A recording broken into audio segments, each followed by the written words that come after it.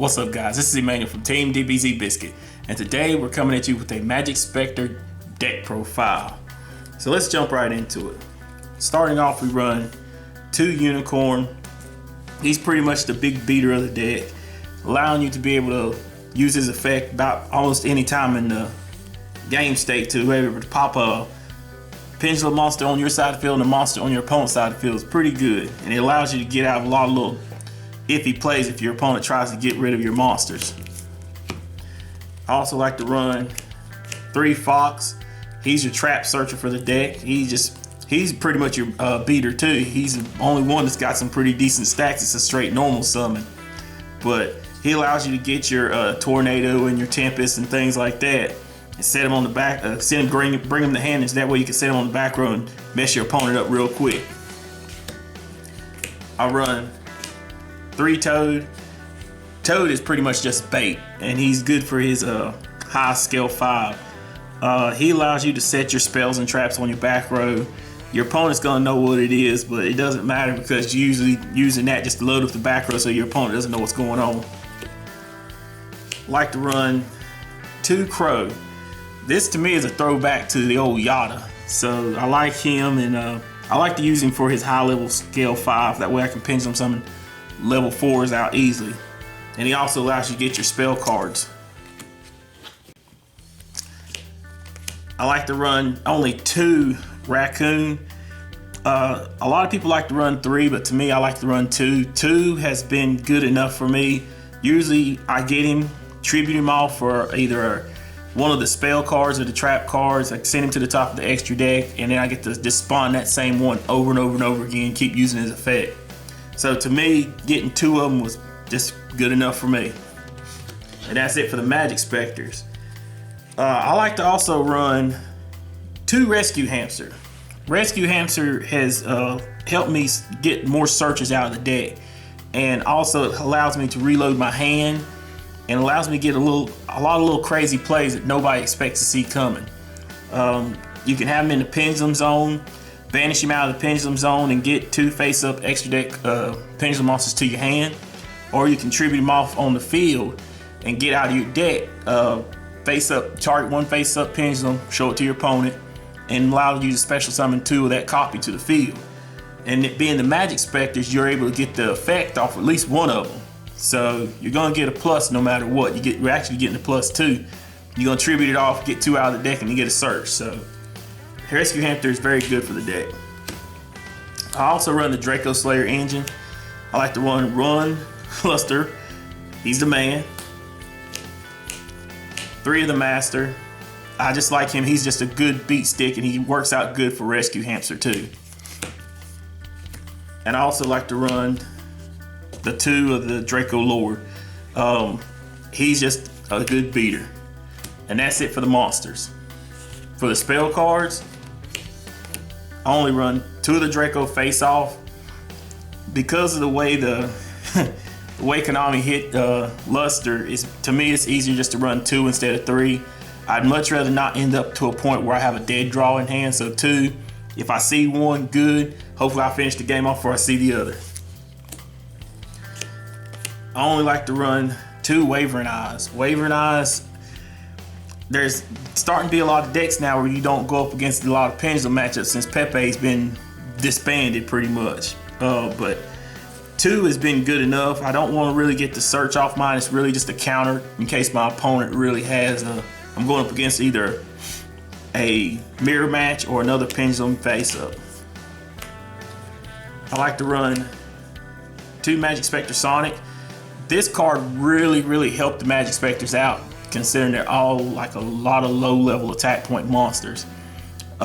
You get a good boost, and you can stack them on top of each other. So like, let's say you got Raccoon at 12, boost him up to 24. Let's say they dropped, you playing against Black Wings and they dropped their Kalute on you. You can play another one on top of it, boost it up to 48. So I like that aspect of it. I also like to run 1 Cyclone.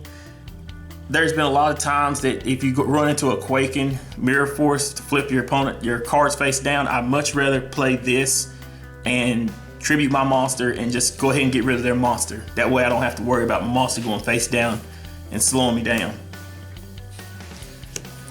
I like to run 2 Twin Twister. It's the card that you need right now. MST done fell to the wayside. Twin Twisters coming back strong. I like it. Love my Twin Twisters. And for my one-ofs, I like to run 1 Raigeki, 1 Soul Charge, and 1 Insta Fusion.